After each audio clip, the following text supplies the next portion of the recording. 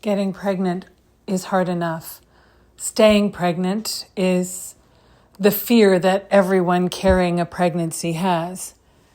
And learning that you are birthing your child weeks before they're supposed to be born is absolutely paralyzing. And yet, as I speak with Sabrina, she's full of light and laughter, joy and happiness. And she and her wife have this beautiful child that they are raising together. And all of this is in spite of the harrowing journey that they had to go through to become the parents that they are today. Welcome to the Becoming Baby Ready podcast, your podcast for queer family planning.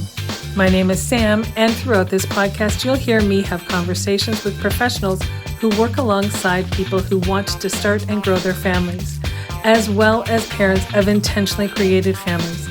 Everyone I speak to identifies as being part of the 2S LGBTQIA+ community. This is your opportunity to learn answers to questions you didn't even know you had. Welcome, everyone. I'm really excited today to be speaking to Sabrina, who heard about us through another guest who was on the show at one point in the past. Welcome, Sabrina. Please tell everyone who you are, where you are, the members of your family, all that good stuff. Hi, everyone. I'm Sabrina. I am 35 years old. I am located in Virginia, in the United States. I was born and raised in Germany, though. I moved here a couple years ago um, because I met my wife, my now wife, anyway. Mm-hmm. My family is me and my wife, Ashley, and our beautiful 17-month-old, Elena, and our little dachshund Sophie. So it's a whole women household here. Nice. Excellent. And so did you meet your wife before you moved to the US? Yes. So I met my wife online. We were best friends talking every day until like about a year after we met.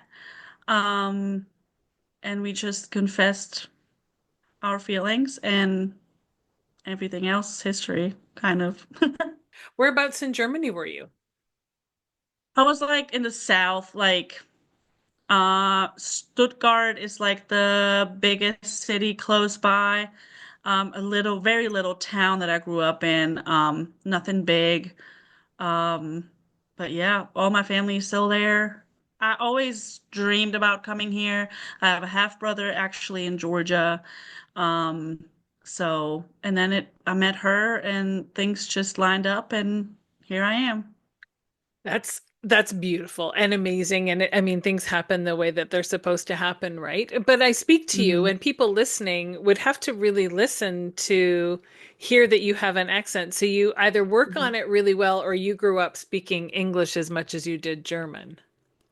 I mean, we do have like English in school there. Hmm.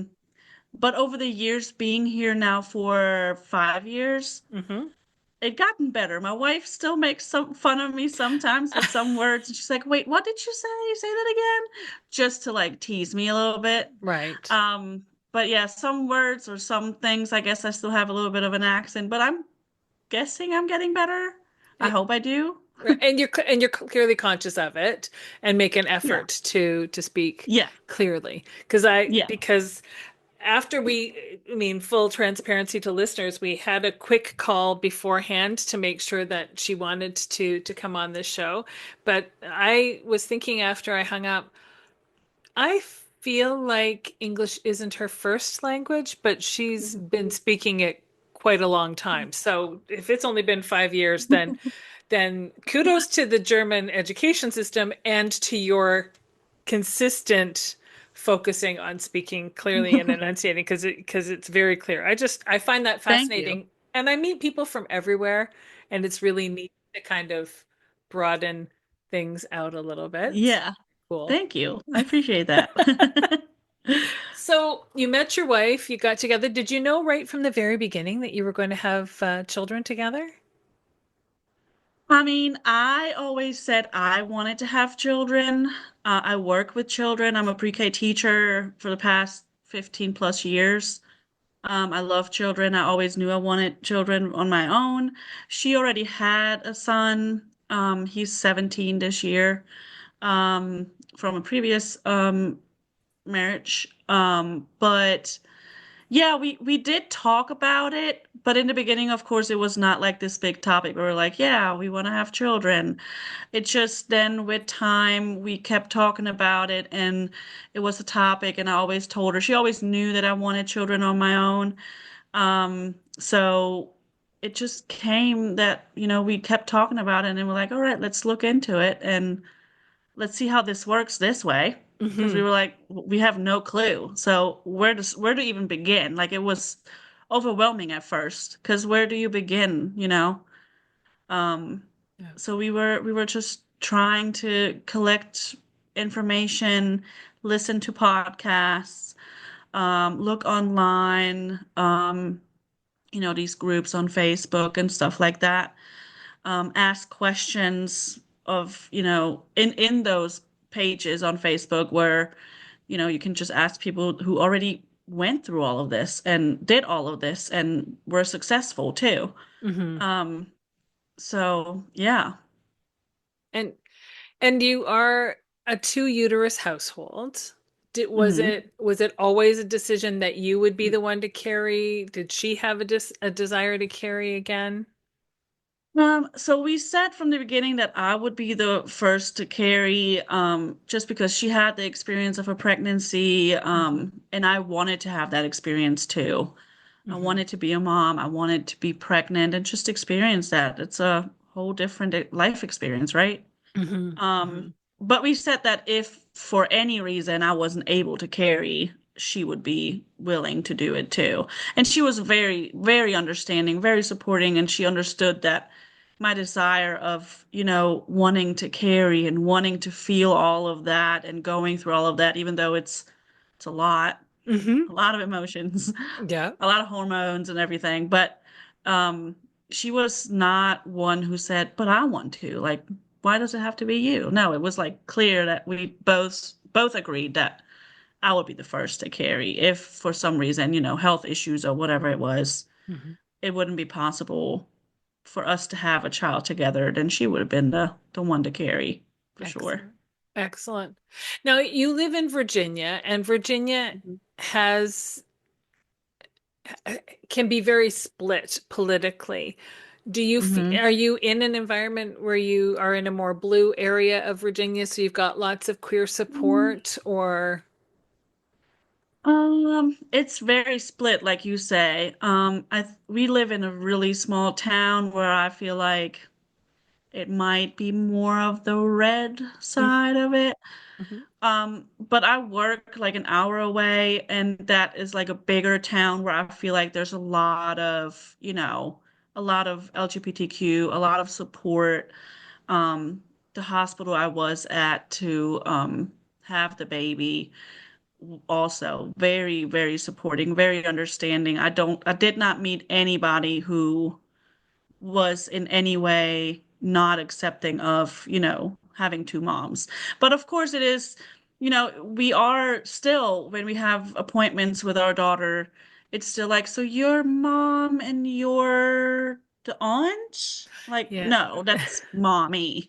Yeah. And they're like, oh, okay, okay, but we still meet that. Unfortunately, it's like, it's not the first thing that comes to people's minds, I guess, that it's a two women household and two mom household. No Yeah. daddy. Yeah. And it feels like you're constantly outing yourself every Yeah. time. Yeah. Yeah. And And and it's more scary now to yes. like, out Yeah. yourself that way. 100%. Yeah. And Yeah. that's just the reality. I mean, Yeah. you're not being flip about that. It's just anybody who's watched the news knows Yeah. it's a scary time, Yeah, right? for sure. I agree. Yeah. So you've decided that you're going to carry. hmm How did you make your next decisions? Did you decide IVF or IUI? And did you use a known donor or an unknown donor? So we, after reading a lot online, asking people, we were like, do we really want to go through IVF and spend so much money? My best friend actually went through a couple rounds of IVF. So I talked to her a lot. So I heard from her a lot of like the process, and there's nothing romantic about that. It's all sterile, and there's a doctor, and it's nothing great where you feel like, oh yeah, let's have a baby. Hmm. So we made the decision to do like the at home Right. um trial insemination. Um we then looked into like, how do you even find a donor? Yeah. Like literally, like this whole process was such a big learning experience for us. We learned so much. And it was very stressful too. Like it's not all rainbows and unicorns. Hmm. But we found this website which was called Just a Baby, Hmm. where you find donors, but also couples can make a profile. Like it's technically like a dating site, I guess, but for Yeah. donors and recipients. So we look through there, and you basically type in um, like a bio, like you Hmm. introduce yourself, you explain what you're looking for. For us, it was really important to find a donor that has things like my wife is blonde. I'm dyed. I'm not really blonde. She's blonde, blue-eyed. So that was like a thing that was important to us, that we have, you know, things that my wife stands out for, that the baby might, look like that too. Hmm. So we put all that in that bio, and then you put in where you live, what area you're looking for a donor, and then you just message with people. And there's a lot of people that are shouldn't be on that website, in my opinion, Hmm. because you get messages like, "Oh no, I'm just doing it the natural way." I'm like, we're not here for that. Right. So they don't really understand the concept, I think. But we also found our great donor, and we talked a lot. We had phone calls with several people, and just see, do you vibe with that person? And then we met our donor one time, and he also wanted to see, do we like match up? Like if I don't feel like I'm comfortable with you, then I don't want to do this. Right. But yeah, we did 5 cycles with our first pick, which was like, he was just like a perfect match for us. And then we had a second one in case you don't match up with your schedule, because you Right. kind of cannot time that. No. It happens Yeah. when it happens. Yeah. And 5 cycles we did with our first pick, and it didn't work out. And then the sixth cycle, our first pick didn't was like not available during that time. So we called our second pick, and he was available, and that was it. Number six, it was. Wow. And so you've literally met this person. You've seen them, Hmm. you've talked to them. Hmm. Like they're a real human. They're not just Yeah. an anonymous. What is Yeah. their interest in the connection? Are they now sort of, thank you very much. This is my contact information, but unless you need Hmm. me, don't contact me? Or are they hoping to kind of see your child grow up or No, so for us it was very clear, and we spoke with him obviously, and we were really clear that we were not looking for a daddy father figure at all. For us, it was more important to keep the contact information in case sure. medically, I'm not a match. My wife might not be a match, but he might be a match. Right. And he agreed with that and was like, yeah, absolutely. If there's ever like an emergency or something, like I'm here for that. Hmm. He doesn't want to have children on his own of his own. Um, but he wants to help people. And he told us like how he was helping really spontaneously in a yoga class. He met a lesbian couple, and they kind of approached him, and he was like, yeah, why not? I mean, I have nothing to lose, right? So that's what brought him into it. And he told himself, I'm going to help 10 couples and that's going to be it. Right. And if they want siblings, obviously siblings are fine.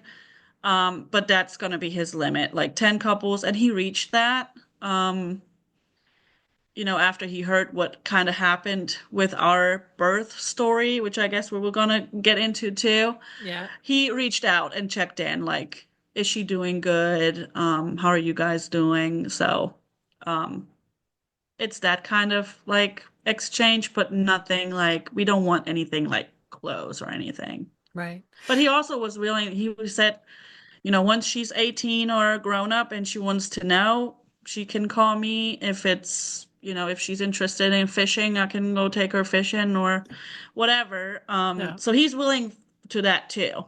Okay. And I don't want to take that away from her either. She will know by then, he is not a daddy. Right.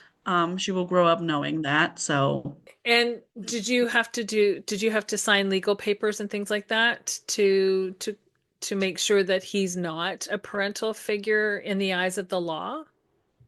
he had actually something lined up that he had with his lawyer that states all of that. So he had somewhat of a, I guess you can call it like a contract, Yep. because he himself said, I want to secure myself that, Sure. I mean, you don't know. You can come for me. Sure, you could go Um, to him for parental support or whatever. exactly, Yeah, yeah. exactly. So he wanted to secure himself too and have that security that that's not going to be the case. So, Right. Right. yeah. And so six tries a charm. That's not usually how the saying goes, but essentially Yeah. six Yeah. times a charm. And And we're you, lucky. I gotta yeah, say that. We're really lucky that it only took 6 times. I know that there's couples out there that really, really struggle for a long time, and I feel for them. It's so intense and so emotionally draining. yeah, yeah. And so you did this at home and Mhm. a version of at home insemination versus in clinic, I mean. I mean there are organizations and businesses out there like Mosey Baby and that kind of thing. Mhm. Is that the technique that you used? We did buy the Mosey baby for like the first 2 tries, but then, I mean, those things are They expensive. are very. So again, we used Facebook groups and we're like, listen, we had the Mosey baby. We feel like it's like a simple syringe, like any other Yeah, syringe. yeah. What did you guys use? And then they send us like Amazon links. Here, this is what I used. Worked for me. And that's what we went for. Like these really disposable, I don't know, you get like a 6 pack of syringes and for like $10 or something like that. Hmm. And that's what we went for. And um throughout the whole process, you learn things like using those cups that you use for like your period, Hmm. putting those in, things like that. We just went along, throughout the process. We just learned more and more things and try out new things, and Yeah. that's what in the end worked for us. Excellent. Hey, whatever works is all Yeah, that matters, right? yeah. But there was also like a lot of tracking of like my cycle, like, Hmm. all the hormones and are they lining up? Like, when is your peak of your ovulation and things like that. Like, you don't think about these things when you don't try for a baby. I don't know. Like, how should I know? I don't know when I'm ovulating. Right. Yeah. But they were also a big help. Just, those apps and those sticks that you go and pee on, and then it's measuring your levels and all that stuff. Yeah. So, Yeah. And it is true. I feel like we should be taught that from a young age. We should be hmm taught what our white flow days look like, what our red flow days look like, and hmm signs of ovulation, even for cisgendered heterosexual people. hmm It's a way to avoid pregnancy as much as it is a way to conceive a pregnancy, right? But we absolutely. don't get taught that in school, and we should. I agree. I agree. That was really a real, like, you get to know your body. It's Yeah. really crazy. And it's interesting too. Hmm. But it's like my best friend told me, like, when you're ovulating, right? I'm like, no. She's like, well, do you notice these and these and these things? I'm like, yeah. She's like, well, that's when you ovulate. I'm like, oh, okay. Right. That.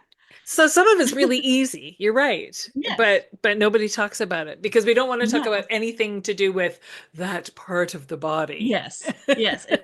It's not, you don't talk about that. Right. Exactly.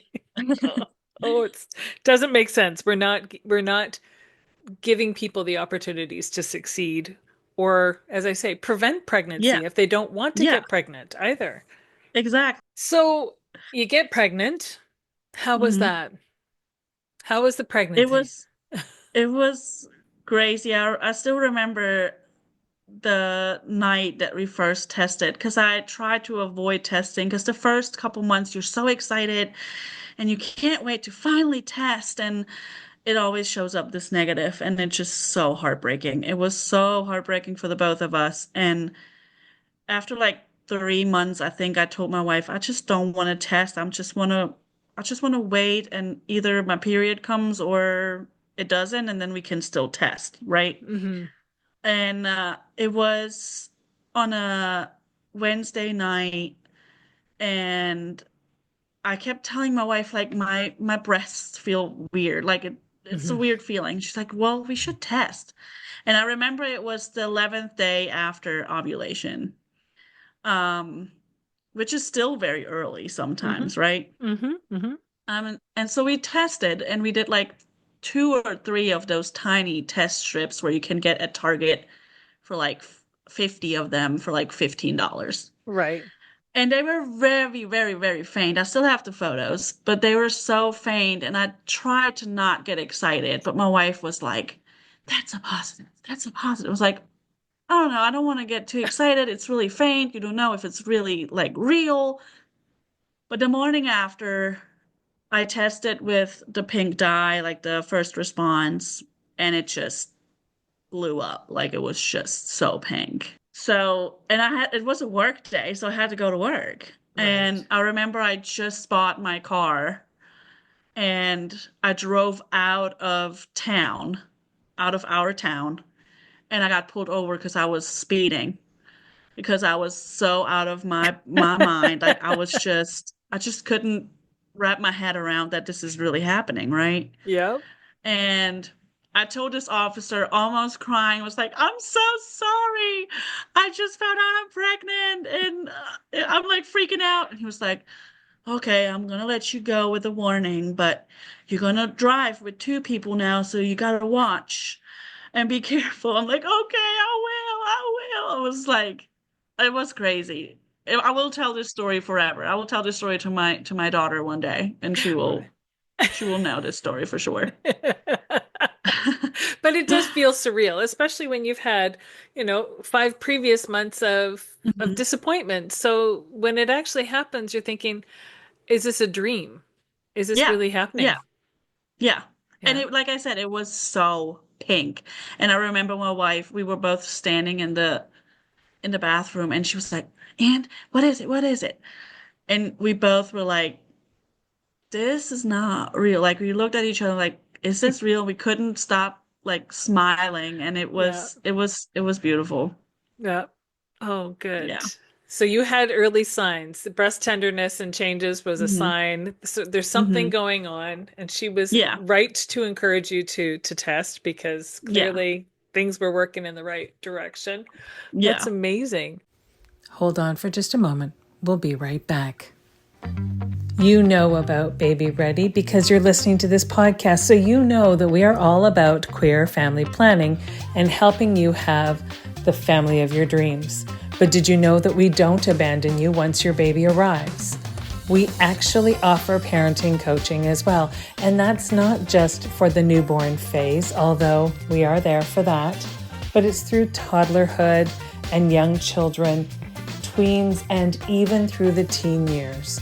When you need someone unbiased to lend an ear so that they can hear where your struggles truly are and help you come up with a path and a plan that feels truly right for you and your individual family, don't hesitate to reach out. We are always happy to be there for you. Visit us at www.babyready.info for more information. And what about the rest of your pregnancy? So you start seeing an OB, or is that you birth with an OB? Yes, so I went to my OB. Well, we called the OB, but they don't see you until you're like 6 weeks or 8 weeks along, I Yeah. think. So we did make that appointment. It went fine until about 5.5 weeks in, and then I had bleeding and I freaked out, Oh, and my wife took me to the ER. Um, they did an ultrasound, everything.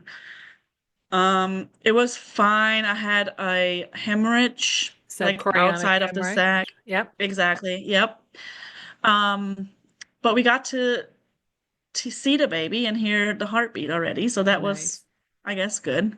Yep. But of course, it was very, very scary. Yeah. Oh, yeah.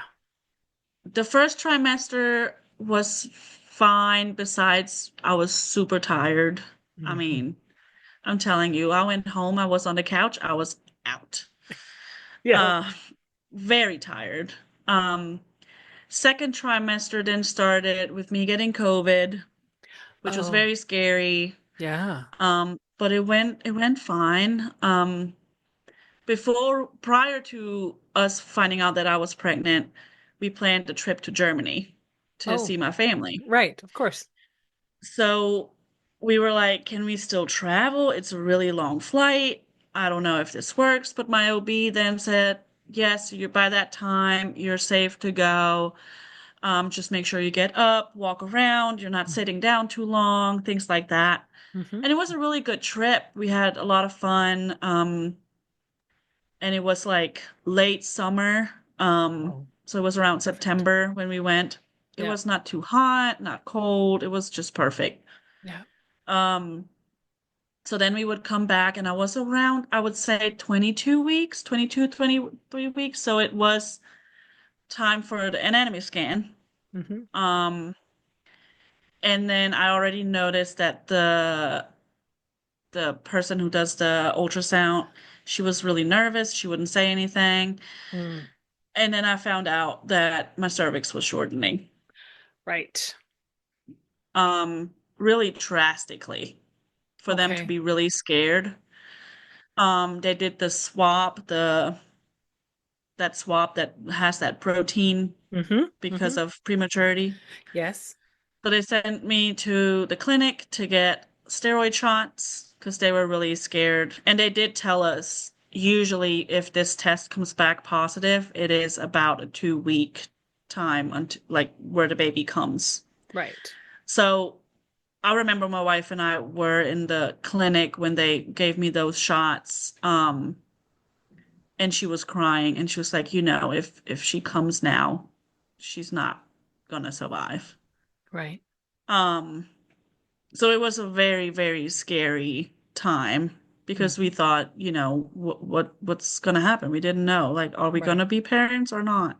Yeah. Um, so they told me to keep coming back for those steroid shots. I think you have to have two within like 48 hours. Mm-hmm. Um, and just to take it slow. I was not on bed rest, but taking it really slow, Mm-hmm. not lifting anything and stuff like that. Um, and then 2 weeks later, it was a Sunday into Monday night. Um, I started having contractions at home in bed, and I started to time them, and they were 3.5 minutes apart, like Wow. really on the dot. Um, and I got up because I was freaking out. My wife was sleeping. I thought, all right, I'll go downstairs in my rocking chair. Maybe I'm gonna calm down. And I was down here in the living room in my rocking chair, and I was just crying, and I was so scared that I'm gonna have this baby here in the living room. Mm-hmm. And then all of a sudden, I feel this gush. Your water broke. Yeah. So I go upstairs. Oh. I was ugly crying at that point Sure. and woke my wife up. And she was like, you need to calm down. I don't understand what you're saying. And then she just looks down my legs. She was like, okay, we're going. Right. So we went to the hospital, which did not have a NICU, but it was our hospital of choice if, we go full term. But Right. of course, these doctors completely freak out because they don't have a NICU. You can't have this baby here. Right. So they transferred me to the next hospital that had the big NICU. They gave me magnesium, steroid shots, all kinds of things to protect her brain and, keep her in there as long as possible. Right. And they told me that was Monday, and they told me, you're not leaving this hospital until you have this baby. This could be today, tomorrow, next week, next month. Maybe you go full term. Right. We've seen it all. Yep.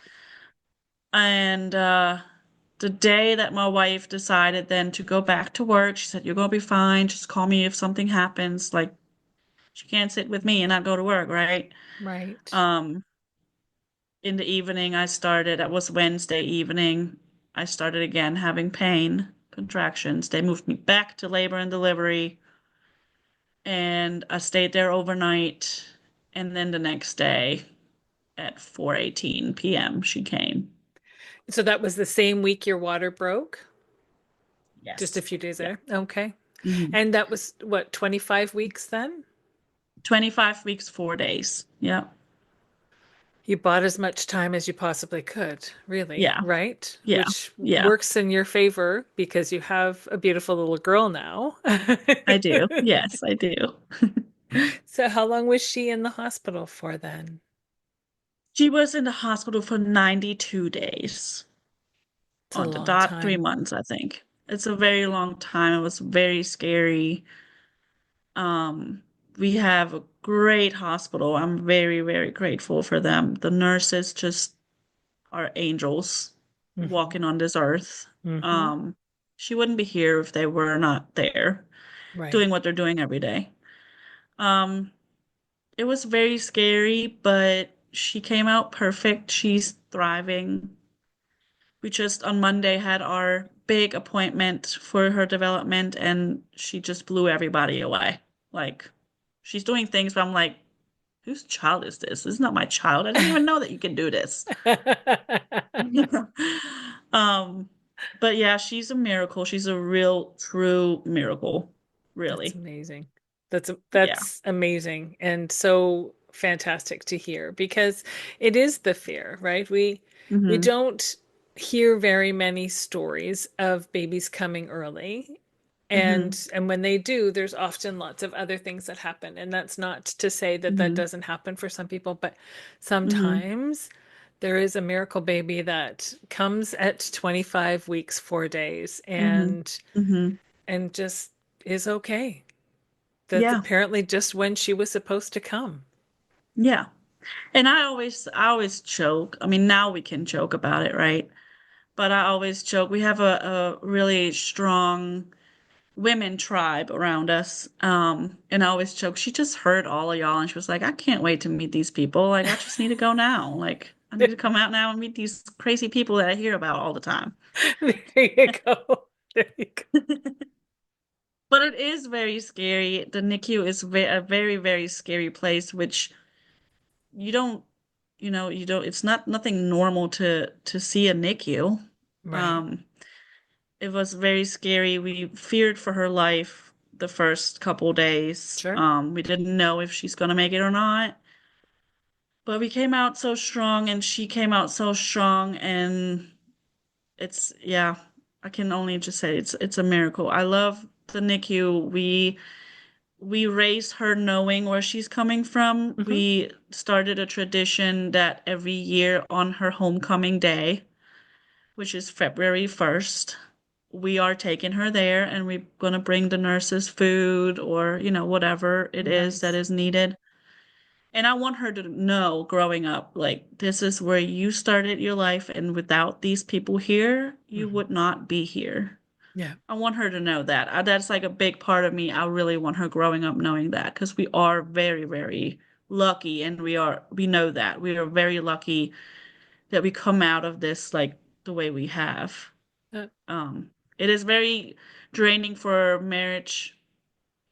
It wasn't always easy, but we made it. We came out of it stronger yeah. all together. Yeah. Yeah. And so how far away was the hospital from where you live? Was it a long commute? It's like an hour.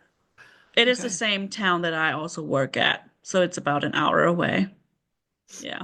But that's a commute to go and spend time with her every day Hmm. And We were really lucky because since I'm a pre-K teacher, I know a lot of people. hmm And a past parent that I had of a child that was in my class, she has a big following on her Instagram.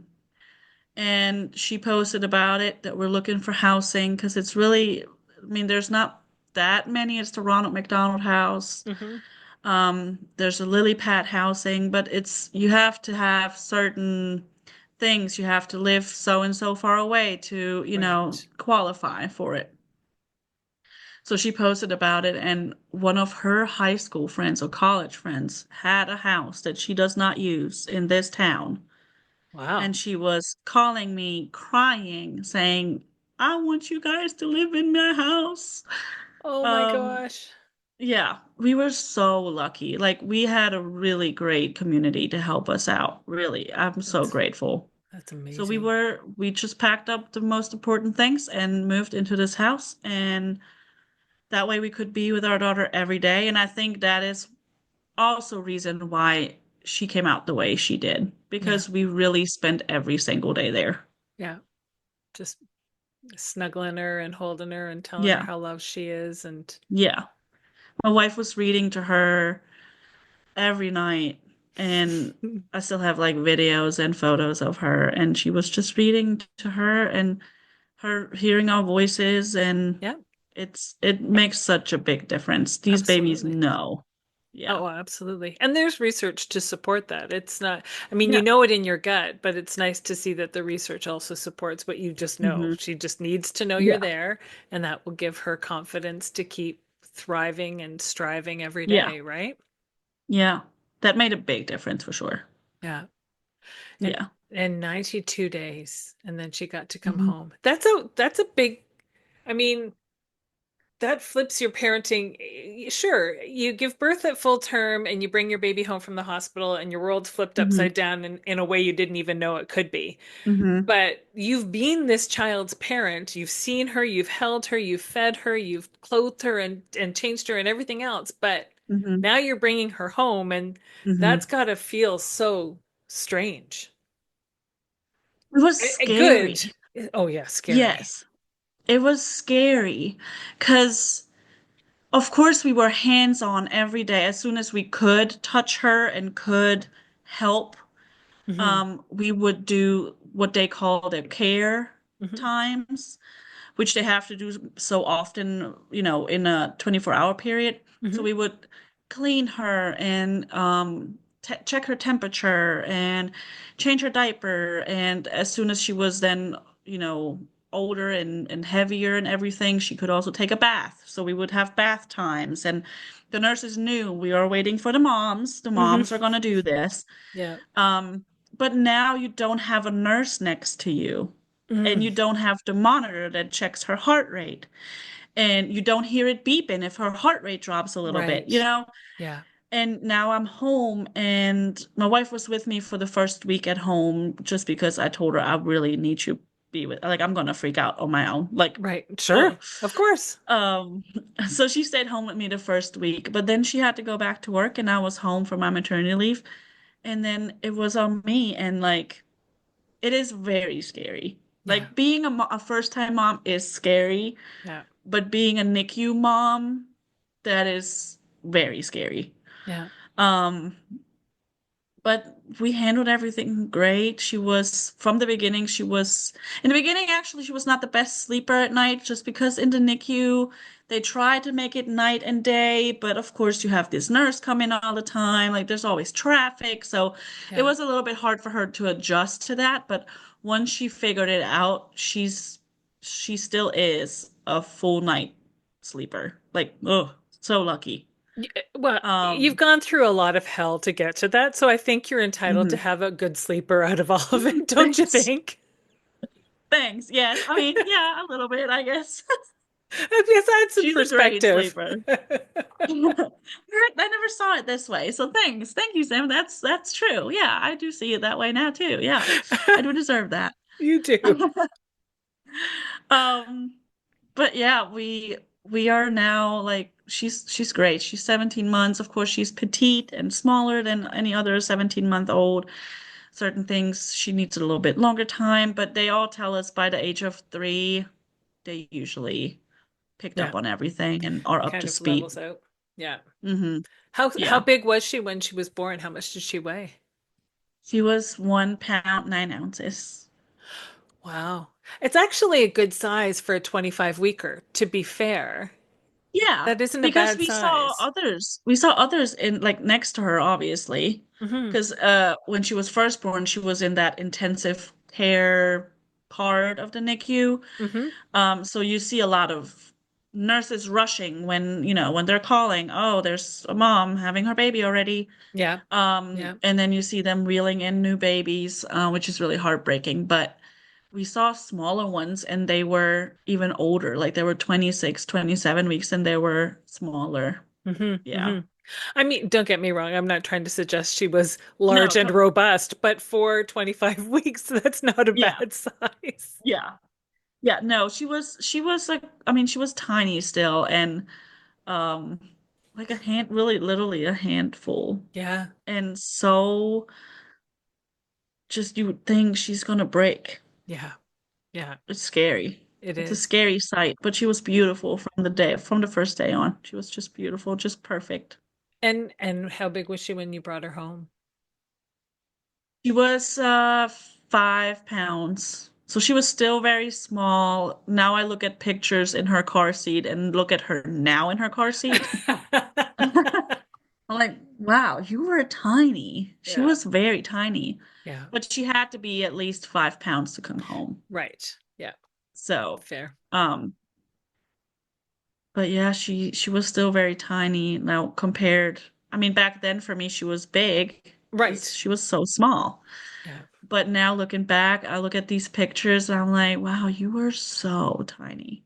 So tiny. And my Yeah. wife just watched videos of, we tried to record as much as we could while she was in there. Yeah. So those care times we recorded like all the time. So my wife I just caught them upstairs the other night and she was watching one of those videos with her and she was just giggling and laughing and she thought it was so funny. Yeah. But it's how we normalize our lives, right? I mean, one of the beautiful things about being part of the queer community is that our families don't happen by accident, they happen intentionally. And Mhm. so we know there are going to be questions from our children. So we Mhm. just tell them stories and their stories of origin from the very, very beginning because it's Mhm. obvious that they've got a family creation story. Yeah. And so we share with them all these little pieces that lots of our cisgendered heterosexual peers don't think to share with the children, Hmm. you know, Hmm. which is Yeah. not a judgment. It's something that doesn't cross their mind. But for us, we're like, well, we Yeah. might as well share it all because we're going to have to share it all. Exactly. Exactly. But I want her to grow up like that. I want her to be, I mean, she already is a strong personality. I mean, how would she be here otherwise? Right. But I want her to grow up knowing like you are a badass. Like, Yeah. there's nothing that can knock you down. Like Yeah. you showed that to everybody. Yeah. And I want her to be like strong and confident enough to not be bothered by people's, comments or because I know there will be comments, but Sure. I want her to know she has such a great family behind her. Hmm. And that's not just me and her mommy. It's her Mimi and her Pawpaw and her aunties. She has so many aunties that really, really love her so much. And Yeah. they're all going to be behind her and, go to war Yeah. if they have to. Yeah. Yeah. Absolutely. So what's next for your family? Um, I mean, right now we're looking into moving. Hmm. Um, moving a little bit away from this small town. Hmm. We just don't feel like it matches us anymore. There were Right. reasons why we moved here, but things change. Yeah. And just watching her grow and, we're waiting for her to finally walk and make her first steps. She Oh, walks with help, but yeah. um she still needs a little bit of time, but just excited for summertime and taking her out. And last year it was, she was so tiny and it was just different than now. Like Yeah. she's excited for things now, just it's different now when you have Yeah. like almost a toddler. Yes. Um, Yeah. and just enjoying the time with her. I really want to, yeah, see the world with her eyes too, Mm-hmm. and Mm-hmm. there's not going to be siblings. Even though my best friend always says, maybe you still want some, or, have Elena have a brother or a sister. And after this experience, it was just so Yeah. intense and really 100%. scary, and it's just gonna be her. Our love and time just goes to her. So that's fine too, right? Yeah. 100%. And your family's Yeah. allowed to be however you've created it, right? Right? Yeah. So, so And no, eventually, like, I want to take her to Germany I was too, going to just like say, experience that too. Yeah. I mean, that's also part of her. So for absolutely. sure. Yeah. Yeah. Get to see everyone in person and in their Hmm. spaces. Yeah, And for I'm sure. very confident that the whole different side of you comes out probably when you're around family in the area spaces where you grew up too, Hmm. right? Yeah. And there's like many things that I just want her to know, like that cultural things, food wise, and just things I grew up with that I would love for her to have too. Hmm. And showing her that once she's old enough and actually can like understand, Hmm. um, I want her to have that too. It's Fair. part of her. Yep. It is. Yeah. Absolutely, it is. Yeah. What is your very favorite part of being her mom? Just the love that you feel for your child. It's so overwhelming. It's so big. It's like when I first saw her, I knew this is the reason why I'm here. It is a completely different love. You don't feel that for anybody else but your child. Right. And just how proud I am to be her mom, that she was the one that was chosen for me. Yeah. She's the best part of me. She makes me a better person Yeah. every day. Yeah. That's pretty amazing. And Yeah. yeah, they teach us something that we didn't even know we needed to learn, right? Yeah. Yeah. If anybody's listening and is not a parent yet, it's the most beautiful thing. Yeah. It is, it's everything to me. I would do anything for her. Like she's just everything. And as your story suggests, it's the hardest thing you've ever done, Yeah. but the Yeah. most amazing thing you've ever done too, Yes. right? Worth it. Worth it. All Absolutely. the pain, all the tears, all this anxiety and being scared and dramatized, it's all worth it Yeah. for this one tiny human being that just relies on you. Yeah. That's so true. That's so absolutely Yeah. so true. Yeah. I want to thank you so much for taking the time to chat with me this afternoon and sharing your story. It's been great Of to hear your course. story. Thank you. As a queer individual with colonial lineage, I want to first acknowledge the land upon which I live and work.